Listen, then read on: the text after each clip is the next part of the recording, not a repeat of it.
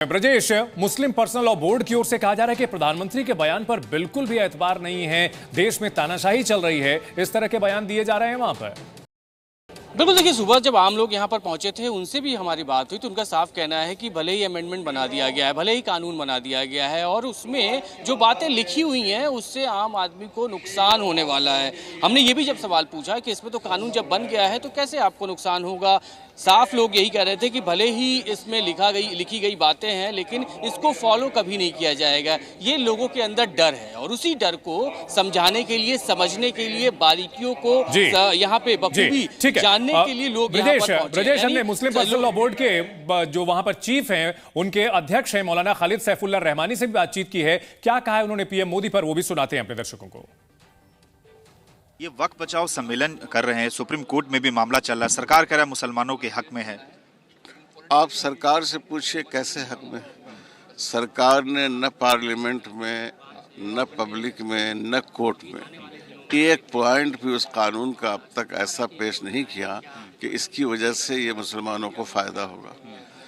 और जब कोर्ट ने उससे बात सवालात किए तो पहले तो उन्होंने कहा कि हमने इतने दिनों तक इसको रखा है और इतने मेल पढ़े हैं और इतनी तहरीरें पढ़ी हैं, अब कह रहे हैं कि हमें इतने दिन मौका देना चाहिए। तो ये बिल्कुल झूठ है, गलत बयानी से काम ले रहे हैं।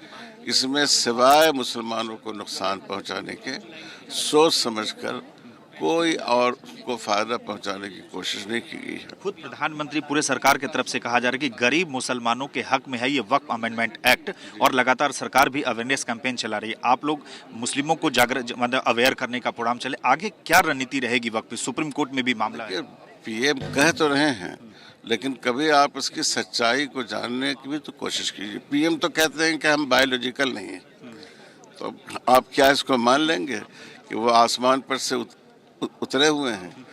तो पीएम तो इस तरह की बातें हमारे मुल्क के मौजूदा पीएम कहते रहते हैं, उसको आप कोई अहमियत नहीं दीजिए। सच्चाई ये है कि इसमें गरीबों का कोई फ़ायदा नहीं है। आप वक्फ को बचाएंगे तो गरीबों का फ़ायदा होगा।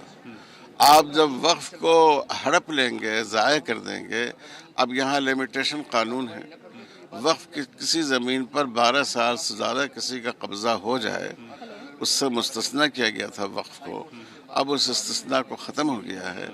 कितने नाजायज़ काबिज़ीन हैं, अब उनका कब्ज़ा जायज़ हो जाएगा, तो इससे क्या गरीबों को फ़ायदा होगा इससे?